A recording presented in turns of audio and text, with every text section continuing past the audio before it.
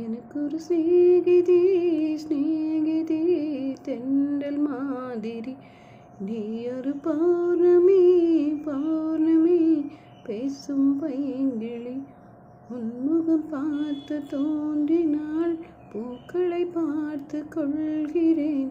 பூக்களை காதில் மெல்லவாய் உன் பெயர் சொல்லி பார்க்கிறேன்.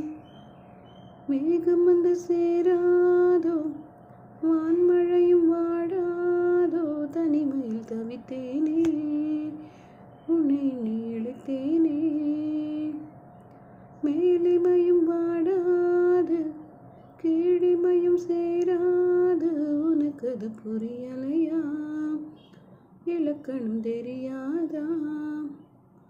சம்மதங்கள் உள்ளவாறு வார்த்தையொன்று சொல்ல வேண்டும். வார்த்தை